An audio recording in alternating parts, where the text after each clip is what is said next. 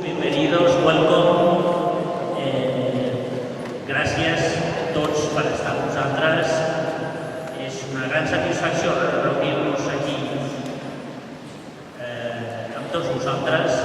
Sense aquesta magnífica basílica, sense la col·laboració de la Basílica del Pi o la col·laboració del Col·legi Carlí, Pro Infants és un nom nou que ha nascut aquest 2015 i és una organització sense ànim de lucre. Nosaltres som una associació d'utilitat pública, formalment auditada i federada, amb leitmotiv compromesos amb la infància. Ho sentim.